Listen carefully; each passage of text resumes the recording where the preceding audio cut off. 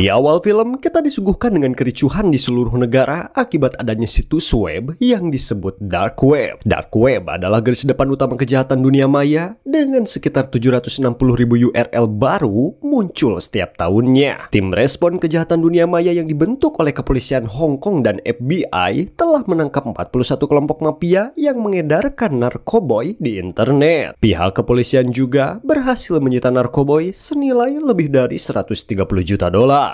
Web is a major frontier of cybercrime. 41명을 체포하고 재료한毒品 Cerita kemudian berpindah ke kantor CIU, Unit Investigasi Kejahatan Cyber. Di sana mereka sedang mengadakan rapat yang dipimpin oleh Kapten Eddie Pong. Eddie menjelaskan tentang pemimpin mafia yang dikendalikan oleh Chan Chiu Sang. Tidak hanya itu, tim IT juga sudah mengumpulkan pasukan peretas untuk menyadap semua kegiatan penjualan barang haram secara online. Eddie yakin bahwa Chan akan melakukan transaksi di Hong Kong. Ia sudah lama mengincarnya. Namun, Chan selalu lolos dari kejaran polisi dan selalu dibantu dalam pelariannya oleh dua tangan kanannya, yaitu pengacara George Lam dan ketua gangster bernama Sao Ho. Eddie meminta rekan-rekannya untuk bekerja sama dalam meringkus ketua mafia paling mengerikan di kota Hong Kong. 二人陳朝生，總掃毒組跟咗陳朝生好耐，朝生會進行最後一次線下交易。林中。 Cerita berpindah kepada tokoh kedua di kepolisian, yaitu asisten komisaris polisi Chung. Chung bertugas di bidang khusus untuk menggerebek para pengedar barang haram. Kemudian, Chung menghubungi Eddie dan menyuruhnya untuk berada di garis depan, sementara Chung sendiri akan memantau dari monitor. Eddie pun menyetujui perintah atasannya itu. Eddie, take the wheel. We'll bet you up.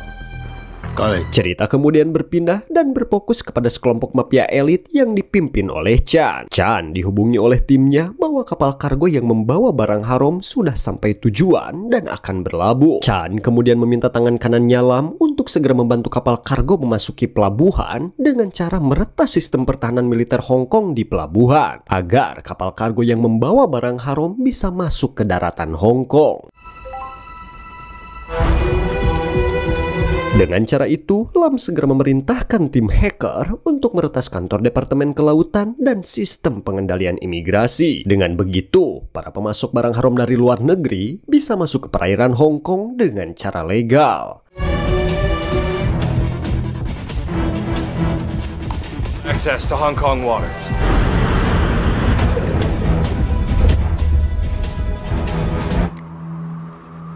Setelah semua barang haram dijatuhkan ke dasar laut, tim hacker segera menghubungi bos mereka Chan bahwa misi telah selesai. Sementara itu di sisi lain, polisi sudah siap dengan persenjataannya dan mengepung tempat transaksi barang haram. Eddie segera menyuruh anak buahnya untuk bersiap dan berpencar. Get set.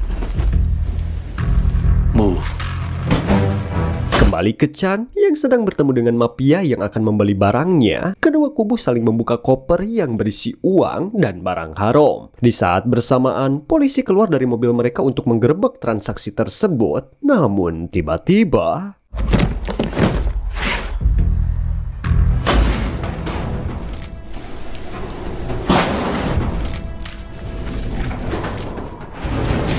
mereka semua dikagetkan dengan suara seng yang ngapung. Tidak lama kemudian, Chan menerima pesan dari tim hackernya bahwa polisi sudah mengepung tempat tersebut. Mengetahui hal itu, Chan membatalkan transaksi tersebut.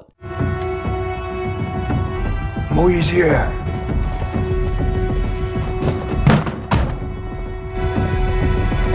Saat ketua mafia yang tidak menjadi barang itu berjalan menuju mobil, tiba-tiba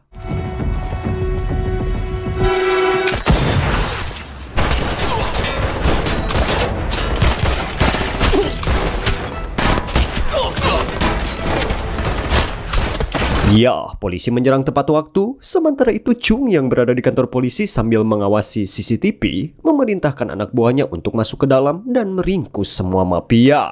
SDU入場支援。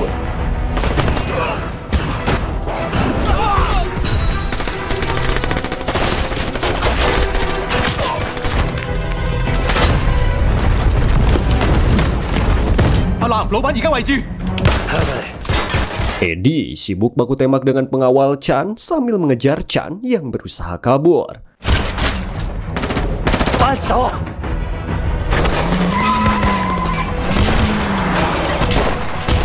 Mobil yang membawa barang haram dan uang berhasil kabur dari tempat itu. Pada akhirnya, Eddie berhasil menembak ban mobil Chan hingga Chan mengalami kecelakaan.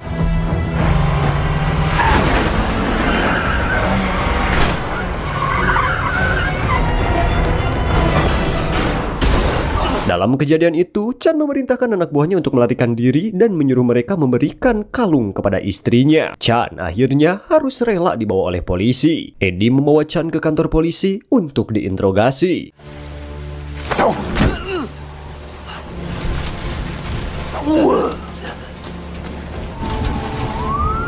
Di sisi lain, semua siaran TV mengabarkan tentang penangkapan mafia terbesar di Hong Kong. Polisi berhasil menewaskan sebagian tersangka pengedar narkotika. Dalam konferensi persnya, Komisaris Chung menjelaskan kejadian tersebut. Para polisi menyita lebih dari 100 kg narkotika senilai 100 juta dolar. Chung juga berjanji untuk melindungi semua warga sipil agar tetap aman.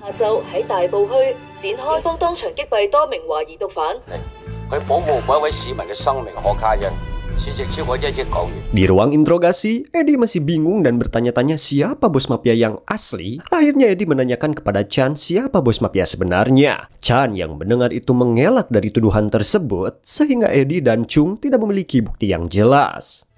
老闆係邊個？個官都當我唔算數啊！你都唔係第一做賊啦。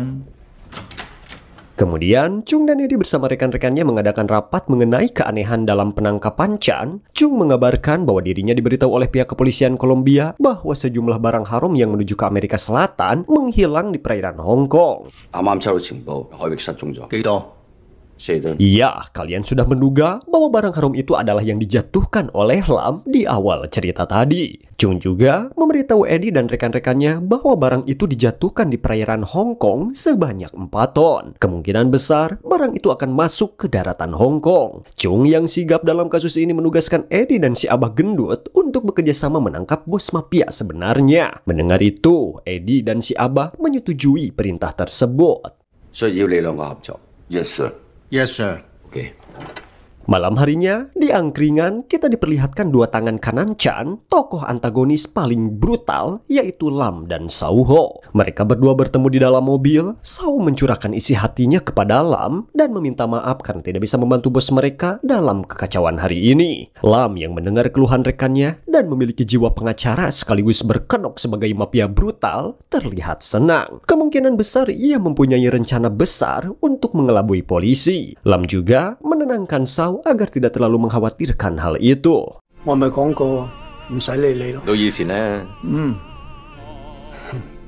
Di sisi lain, anak buah Chan yang ditugaskan untuk memberikan kalung kepada istrinya menemui istri Chan dan Lam. Kemudian, sang nyonya memerintahkan Lam untuk menaruh kalung itu di kuil. Setelah pertemuan itu, Lam menemui pria tersebut dan memerintahkan untuk segera pergi ke kuil.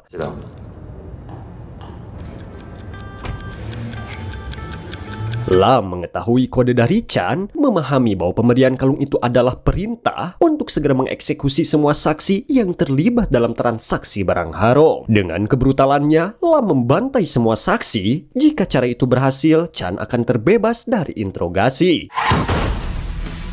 George.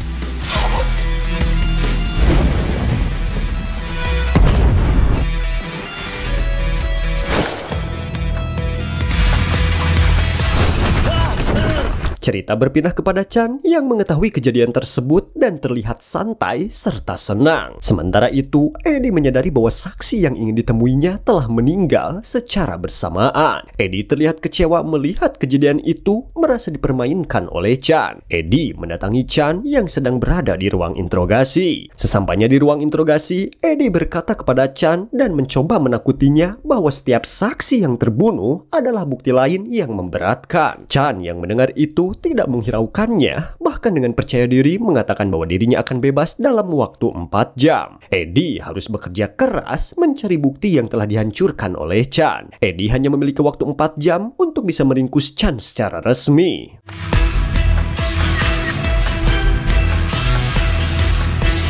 Tidak butuh lama, Eddie berhasil menemukan barang bukti yang dikirimkan oleh rekannya. Ternyata rekan Eddie selama ini menyamar sebagai anak buah Chan. Dia adalah polisi yang menyamar menjadi mafia yang ditugaskan oleh Chan untuk memberikan kalung kepada istrinya.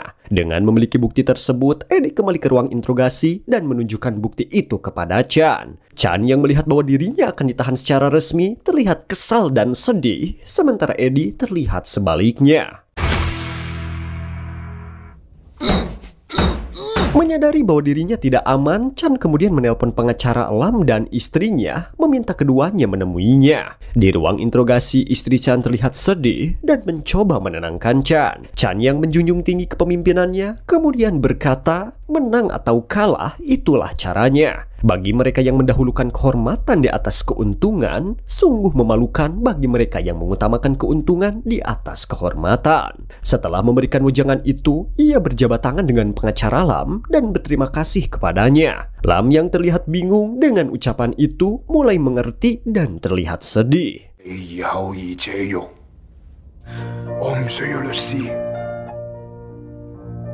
Setelah pertemuan itu, Lam berjalan keluar. Pada saat yang sama, Chan akan dipindahkan ke sel tahanan. Chan yang sedang berjalan dan sudah pasrah dengan situasi ini, tiba-tiba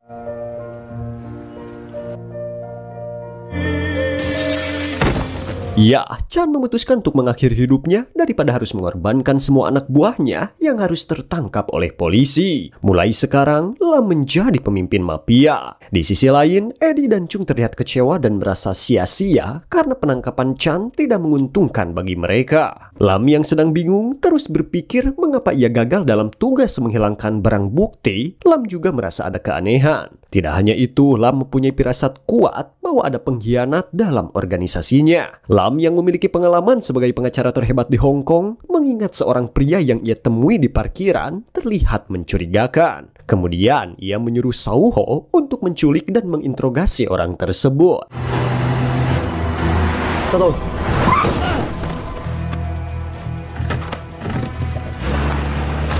Singkat cerita, setelah berhasil menculik polisi yang menyamar ke jantung mafia yang bernama Yuen, dengan brutal Yuen disiksa dan digantung oleh anak buah geng Sao Ho.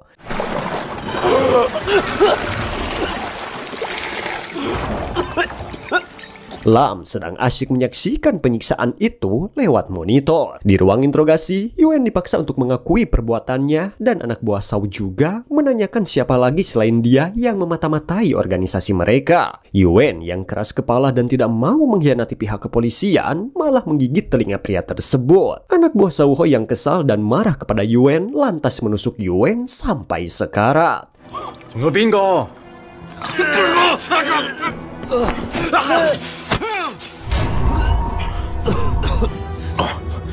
Untung saja, Sao yang memiliki sifat kemanusiaan langsung melerai mereka. Namun saat Yuen dan Sao berhadapan tepat di depan muka, Yuen yang akan menyampaikan sesuatu tentang pengakuannya, tiba-tiba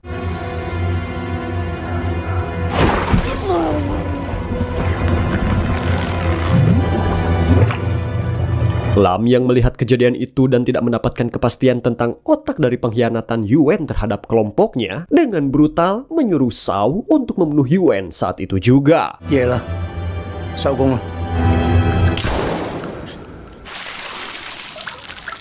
Pada malam harinya, saat Sao akan membuang mayat Yuen ke tengah laut, ia terlihat bingung dan sedih. Disinilah kita diperlihatkan fakta menarik tentang kepribadian Sao. Sao mengingat kejadian tentang penggerbekan kemarin, dan ternyata Sao sendiri adalah seorang polisi yang menyamar ke dalam jantung mafia sebagai ketua geng dan tangan kanan Chan. Sao merasa terpukul bahwa perannya menyebabkan rekannya harus dihadapkan pada kematian. Dengan kesedihannya, Sao membuang mayat Yuen ke laut dan mengabari rekan-rekan polisinya bahwa Yuen telah meninggal dan dibuang ke tengah laut.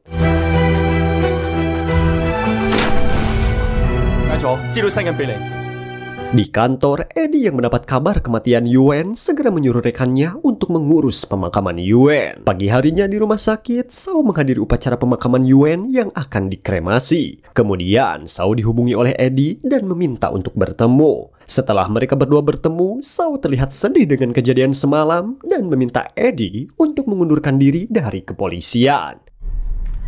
Will you resign?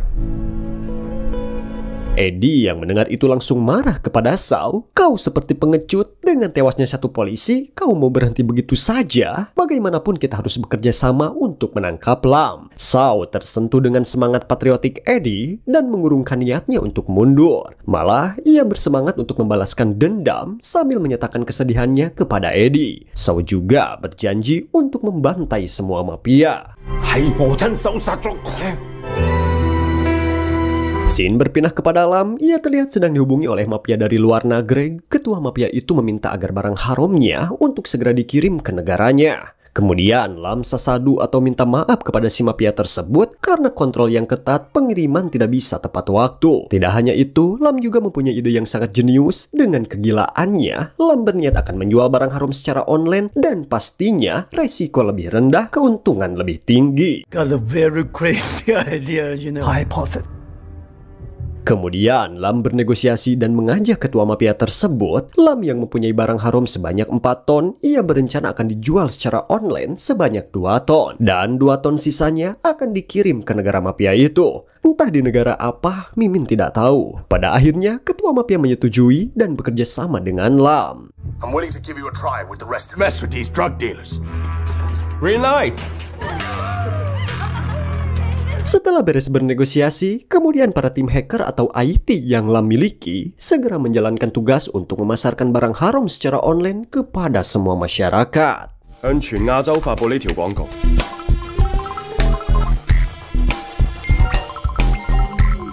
Dan pokoknya ngeri-ngeri sedep ya guys. Dengan meningkatnya penggunaan dunia digital, Lam dan timnya memanfaatkan ide ini yang sangat mengharamkan. Dengan cerdasnya para hacker ini menggunakan nomor asing untuk mengirim iklan tentang barang haram ke seluruh Asia. Setelah iklan itu terkirim kepada seluruh penduduk di Asia, kemudian para pengguna HP akan mengetahui tentang pusat perdagangan online yang dinamai Ingbang. Saat mereka mengklik link tersebut, otomatis virus akan tertanam di ponsel mereka. Saat situs diluncurkan, ponsel akan terhubung ke web gelap atau situs penjualan barang haram. 貨嘅人就會識睇，就會自動植入一條病毒程式 ，click 入去呢條 link 就會連到去我哋嘅暗網。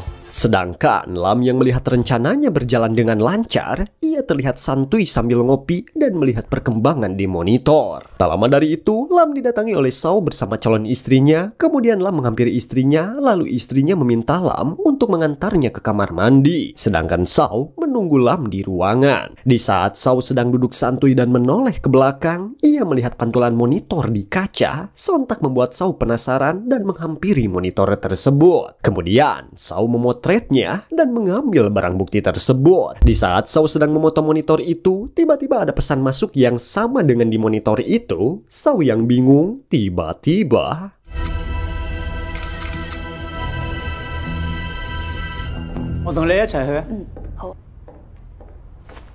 ya, kemudian Lam memasuki ruangan monitor itu. Lam yang mempunyai feeling yang kuat dan menyadari bahwa di ruangan itu ada yang terlihat aneh. Ia mencurigai Shaw bahwa Shaw telah masuk ke ruangan itu. Malam pun tiba, kemudian Shaw menemui Eddie dan Chung. Shaw mengabari kepada kedua rekannya bahwa Lam sudah mulai melanjutkan jati dirinya sebagai mafia. Setelah pertemuan itu, singkat cerita Shaw kemudian disuruh oleh Lam untuk menemuinya. Di saat mereka berbincang, kemudian Lam menegur Shaw. Kau seharusnya tidak boleh melihat privasi atau data pribadiku di PC. Lam juga mengingatkan kembali kepada Shaw, kau melihat sesuatu yang seharusnya tidak kau lihat. Shaw yang mendengar itu dan mengakui kesalahannya, kemudian meminta maaf kepada Lam. Lam yang sudah lama mengenal Shaw, kemudian dia mengajak Lam untuk bekerja dengan dirinya. Shaw kemudian diajak ke ruangannya dan disuruh untuk memverifikasi wajah Shaw.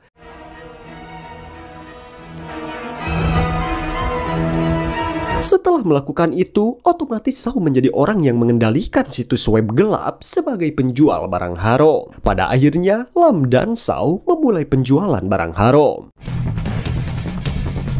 亞洲第一次網絡，我哋等到3000萬人就開賣。 Di sisi lain, polisi yang sudah menyadari dengan adanya situs web gelap yang sudah menjangkau setidaknya 3 juta orang di Hong Kong, polisi juga sedang menyelidiki. Kemudian Kapten Eddie yang mendengar penjelasan dari rekannya meminta untuk menggagalkan penjualan itu. Kemudian rekannya juga berencana akan membagi menjadi 2 tim. Satu tim akan melancarkan serangan dodge untuk memperlambat bandwidth mereka. Tim 2 akan memindai kerentanan di server mereka untuk mencari peluang menyerang. 等個網站一 online，我哋可以分成至少覆蓋全港300萬人 DDoS 攻擊嘅網站，拖慢佢哋嘅網速。Good. Sedangkan di sisi lain Lam dan Shaw sedang melangsungkan siaran langsung di situs web gelap. Siaran itu juga disaksikan oleh 30 juta pemirsa. Ia juga mengenalkan produk barang haram yang bernama Super Molly. Super Molly adalah barang yang sangat mengharamkan sekaligus memanjakan ke dalam otak. 中期待嘅時刻就快到啦！啲餸平過買餐餸。Kemudian, para penonton yang melihat siaran itu juga diberi diskon 20-30% untuk membeli barang itu. Pada akhirnya, penonton yang akan membeli barang itu diberi waktu 30 menit untuk membelinya.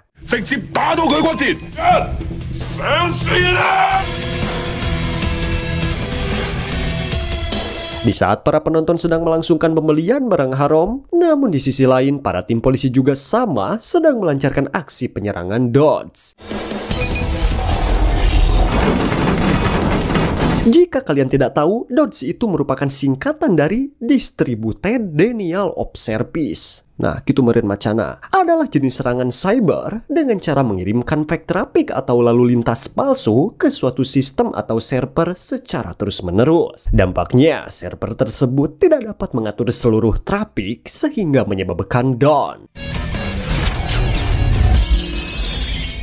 Di saat penyerangan itu berhasil kepada situs web gelap, para pembeli barang itu juga terkena dampaknya. Semua pengguna HP mengalami error. Sedangkan di sisi lain, Lam beserta timnya sudah menyadari bahwa polisi secara terang-terangan mengganggu bisnisnya. Sehingga polisi bisa menemukan pintu belakang untuk menyelinap masuk. Tim Lam yang sudah paham dalam penyerangan ini, kemudian mereka menangkisnya dengan server dan router palsu di pintu belakang sebagai jebakan. Dengan cerdasnya, para hacker menggunakan keamanan honeypots. Dengan begitu polisi semakin agresif dan malah jatuh ke dalam perangkap. Honeypot 越積極 ，router 做陷阱就越容易中招。 Pada akhirnya, Lam berhasil menjual barang haram, sedangkan polisi harus mengalami keeroran dalam komputernya serta dikirimi virus sampah yang masuk.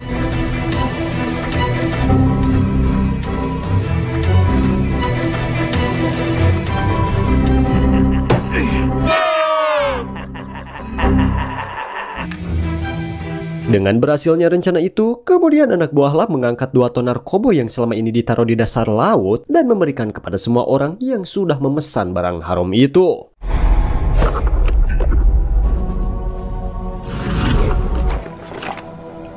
Akan tetapi, semua orang yang mengkonsumsi barang itu, tingkat bundir dan kecelakaan semakin meningkat di Hong Kong. Sedangkan di sisi lain, Kapten Eddie sebagai Satgas Cybercrime berhasil menyita narkoboy yang beredar di pasaran. Dalam konferensi pers menjelaskan, narkoboy dipromosikan dan dijual di internet. Eddie juga menduga masih ada 2 ton narkotika yang beredar. Lam yang sudah mendapatkan keuntungan yang sangat besar dari penjualan itu, dengan brutalnya ia malah mengkhianati ketua mafia yang ada di luar negeri. Tidak hanya itu, Lam juga menghancurkan markas si mafia tersebut.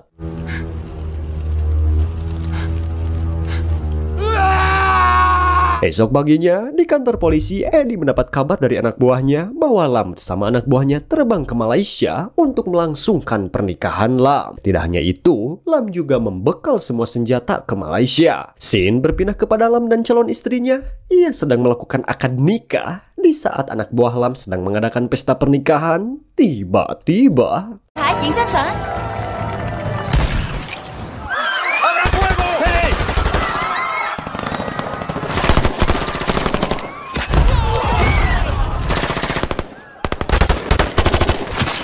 Ya, serangan dadakan dari kubu mafia luar negeri menyerang acara pernikahan Lam. Sontak, suasana yang tadinya romantis dan damai seketika menjadi dramatis dan mencekam. Mafia luar negeri juga merasa kesal kepada Lam bahwa dirinya dikhianati oleh Lam dan markasnya dihancurkan. Tidak hanya itu, mafia luar negeri juga menyewa pembunuh bayaran untuk membantai panayagan Lam. Ya, terjadilah baku tembak yang sangat mengkojorkan.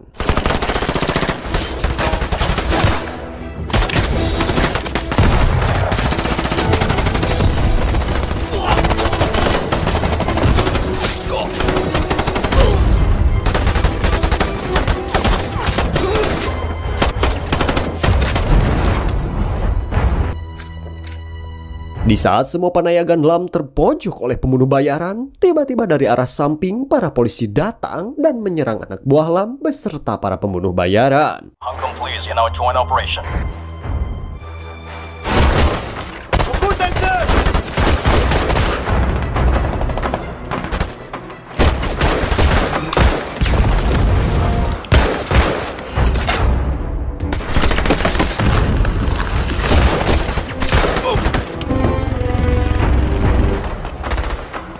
Pada akhirnya, polisi berhasil mengkojorkan semua pembunuh bayaran, sedangkan Lam bersama Shaw memanfaatkan situasi itu untuk melarikan diri dari tempat itu. Namun sayang, istri Lam harus terkena tembakan dan harus kojor. Sedangkan Lam bersama Shaw harus dibawa oleh polisi.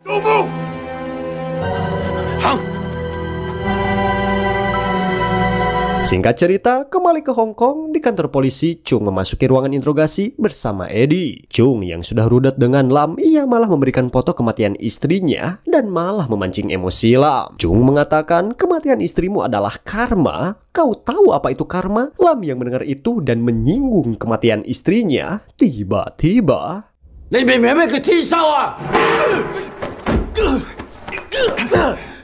Tepat sekali, Eddie memisahkan mereka berdua dan menyuruh Chung untuk keluar. Kemudian, Eddie lanjut menginterogasi Lam. Eddie sampai sini belum punya bukti kuat untuk menangkap Lam secara hukum. Dengan begitu, secara baik-baik, Eddie menyuruh Lam untuk mengakui perbuatannya. Lam yang mendengar itu dan kekeh tidak mau mengakui perbuatannya. Dengan sombongnya, Lam mengatakan kepada Eddie, tangkap aku jika kau punya bukti.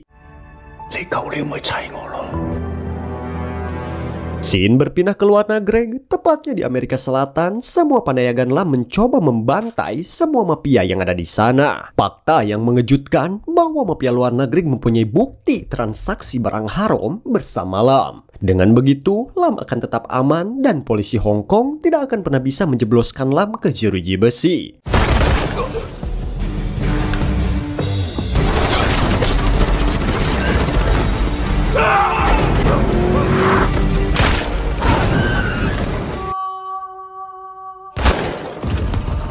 Pada akhirnya, Lam ditemui Eddie dan Chung. Kemudian mereka berdua membebaskan Lam. Karena sampai saat ini, polisi Hong Kong belum bisa menemukan bukti yang kuat. Chung juga menyampaikan kepada Lam, jangan berpikir kau sudah mengalahkan kami. Jika kau macam-macam denganku, aku bisa menghancurkanmu. Scene berpindah kepada Shaw yang ada di sel tahanan. Kemudian dia ditemui oleh Eddie. Eddie juga meminta maaf kepada Shaw bahwa dirinya tidak bisa menahan Lam secara resmi karena kekurangan bukti. Shaw Ho yang mendengar itu meminta dibebaskan juga karena Lam masih berkeliaran bebas di luar sana. Kemudian Eddie menjawab, untuk melakukan operasi penyamaranmu, polisi mengaktifkan rencana perlindungan agen yang menyamar untuk melindungi Shaw dan keluarganya. Dengan begitu, Shaw ditugaskan untuk meminta persetujuan pembebasan kepada Komisaris Chung. Chung menghampiri Shaw Ho, kemudian mereka berdua berbincang tentang pembebasan Shaw dari penjara. Chung menjelaskan bahwa Shaw selama ini tidak dibebaskan karena Eddie mengkhawatirkan keselamatannya. Pihak polisi juga mempunyai satu solusi untuk menangkap Lam. Lam harus login ke situs web gelap, maka pihak polisi akan segera meretasnya dan harus menangkap basah Lam. Berpindah kepada Lam bersama anak buahnya, Lam yang sudah rudet kepada Chung dan Eddie karena sudah menewaskan istrinya. Kemudian Lam meminta anak buahnya untuk meretas data pribadi atau keluarga mereka. Anak buahnya lalu mengingatkan, jika kita meretas IP kantor polisi, maka pihak polisi akan balik meretas kita. Lam yang sudah dibaluti amuk marukul tidak menghiraukan hal itu. Mendengar itu, anak buahnya kemudian menuruti Lam dan menghacker data kepolisian.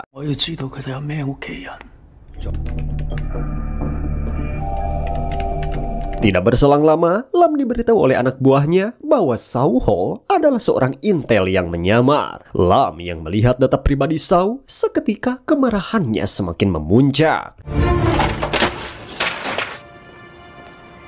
Pagi harinya di kantor, seorang polwan mengabari Eddie bahwa seluruh data atau sistemnya diretas. Eddie yang mendengar musibah itu sontak menugaskan untuk periksa berkas lognya dan temukan secepatnya otak para peretas itu. Scene berpindah ke sel tahanan, kita akan diperlihatkan Lam mengunjungi Shaw yang sedang ditahan. Lam yang sudah mengetahui niat busuk Shaw Ho, Chung dan Eddie. Kemudian Chung dan Eddie meninggalkan Lam bersama Shaw Ho di ruangan itu. Di saat mereka berdua di ruangan itu, kemudian Lam mengatakan bahwa dirinya akan memegang penuh web mulai sekarang. Lam juga datang ke sini untuk berencana membebaskan Shaw sebagai pengacaranya. Das, pengacara berkedok mafia nih guys. Ketambah lagi, Lam pasti mempunyai rencana paling brilian untuk balas dendam kepada Shaw Ho yang sudah mengkhianati dirinya. Pokoknya jangan di skip guys. Pada akhirnya, Shaw Ho dibebaskan oleh Lam. Di saat bersamaan, Eddie yang sedang rapat dan mempunyai rencana untuk penangkapan Lam, ia juga menjelaskan tentang cara kerja situs web gelap. Saat Lam masuk ke web gelap, misi kalian adalah mendobrak firewall mereka. Masukkan perintah ke file load log 4, lalu unggah ke server web mereka. Jadi server web akan mengeksekusi Trojan horse yang tertanam dalam perintah. Kalahkan para mafia di permainan mereka sendiri. Semua tim CIU yang mendengar bacotan atasannya menyetujui perintah itu. 以其人之道還治其人之身，你哋嘅任務就係攻破佢嘅防火。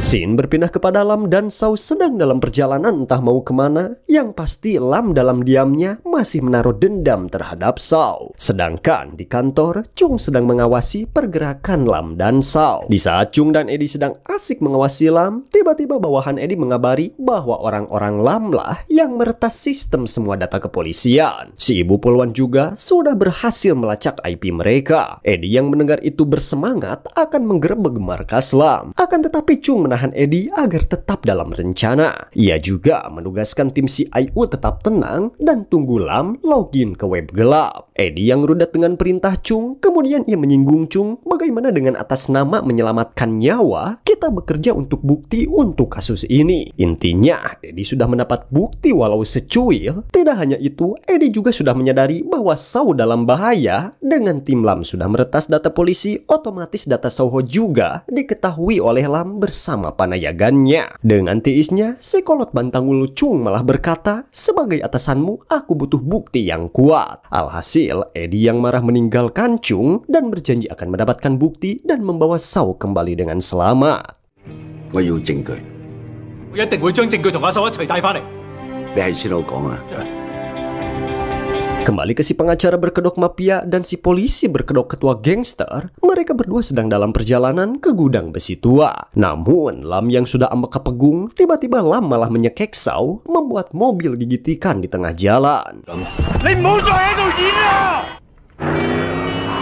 要演幾耐啊？ Lam juga mengatakan, kapan kau berhenti beraksi? Sedangkan di kantor, semua polisi yang sedari tadi sedang melihat pergerakan Lam dibuat kaget saat itu juga. Pada akhirnya Shaw Ho yang mempunyai sifat jantan, gentleman, dan tidak menjadi pria kebanyakan, ia mengakui bahwa dirinya adalah polisi. Atasanku memerintahkanku untuk mendekati Lam, kemudian Shaw berpura-pura menjadi gangster. Setelah bertahun-tahun, Shaw juga tidak tahu lagi apa dirinya seorang gangster atau polisi. Selama ini, ia tidak pernah menyangka bos yang kita kejar ternyata pengacara George Lam. Mendengar pengakuan itu, Lam yang sedikit ingin mewek, ya, benar aku adalah bosnya, terus apa yang bisa kau lakukan, kunyuk? Benar kau seorang polisi, kau tidak punya pilihan, jadi kau memilih untuk mengorbankan istriku. Shaw mendengar itu hanya bisa diam dan mematung. 老闆係我，奈我唔好啊！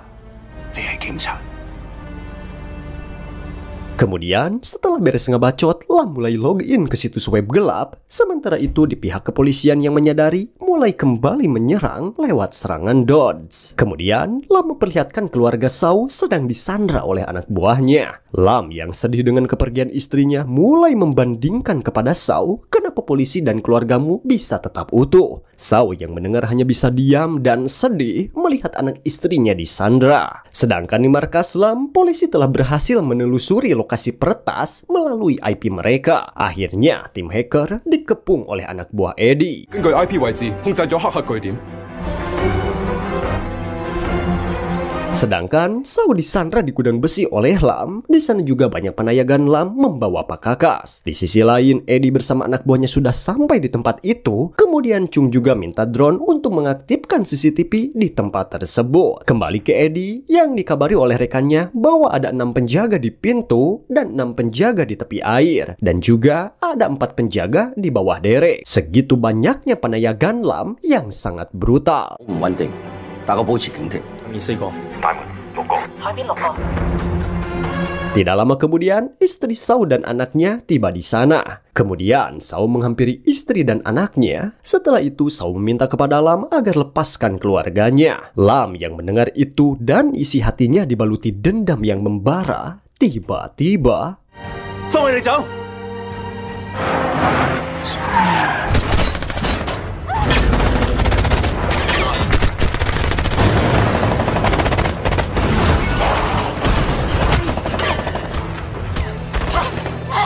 Benar-benar tepat sekali, Eddie bersama anak buahnya yang dipenuhi adrenalin satu demi satu mulai bisa melumpuhkan anak buah Lam. Sedangkan di sisi lain tim CIU mencoba untuk menyerang situs itu dan meretas situs itu agar bisa menangkap Lam. Kemudian Eddie juga dikabari oleh pusat bahwa bantuan akan tiba dalam 15 menit. Setelah itu rekan Eddie menemukan keluarga Shao dan membantu mereka dari bahaya. Namun dari arah samping panayagan Lam datang menyerang Eddie, terjadilah baku tembak yang sangat mengkojorkan. 拖到15分鐘。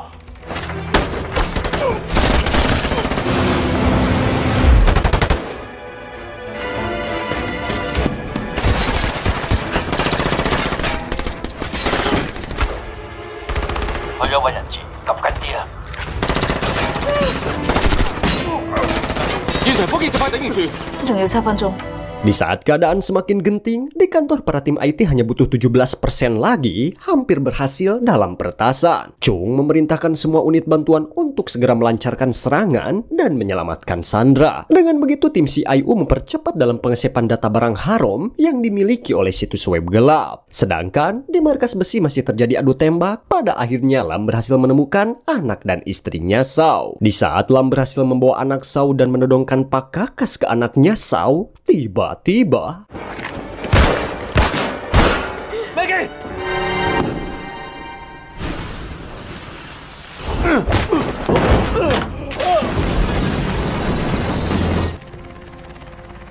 ya, Shao membuat Lam terjatuh, dan saat Lam terjatuh, si Eddie yang mendengar adanya suara HP, tiba-tiba ia menyadari bahwa peretasan hampir 100% berhasil. Dengan begitu, tim pasukan khusus berhasil menyelamatkan anak dan istri Shao.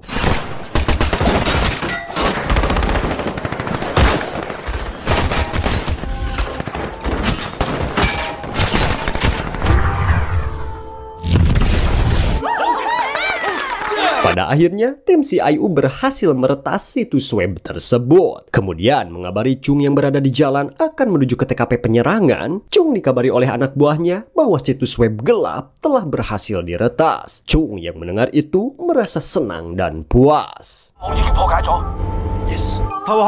Kemudian, Eddie mengambil HP itu sebagai bukti penangkapan Lam. Ia juga menjelaskan penangkapannya kepada Lam. Lam, pihak kami sudah meretas web gelap dan pihak polisi sudah punya semua informasi tentang siapa bosnya. Semua bukti mengarahkan kepadamu, Lam. Menyerahlah kau, George Lam. Di saat Eddie membarawakan dan puas sampai ke sang tiis ke sang gede, tiba-tiba 認咗佢啦！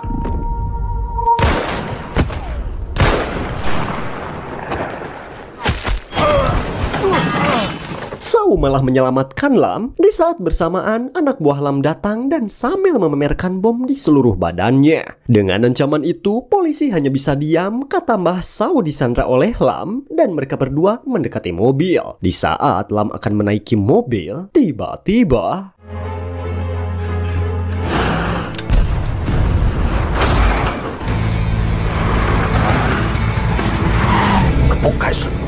Pada akhirnya, Shao dibawa pergi oleh Lam. Chung yang baru sampai di TKP, kemudian ia melihat Lam membawa Shao. Dengan sigap, Chung mengejar Lam. Tidak hanya itu, Eddie juga tidak kalah dari atasannya. Ia membuntuti dari belakang. Terjadilah kejar-mengejar yang sangat tidak seru. Kemudian, Chung memerintahkan anak buahnya untuk siapkan penghalang jalan dan meminta anak buahnya bagaimanapun caranya hentikan mobil tersebut. Di saat Lam mendekati polisi yang berjaga di depan, tiba-tiba...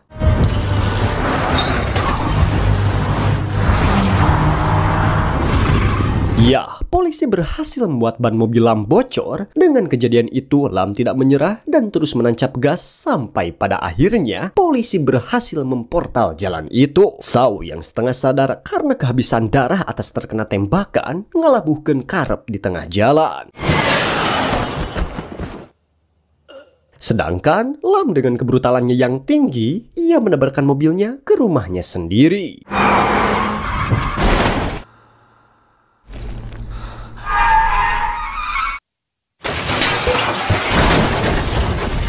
Di saat sudah mendarat dan pas di depan foto mendiang istrinya, Lam mengingat di saat pertama kali bertemu dengan Sau Ho. Pada akhirnya, Lam harus kocor di tempat.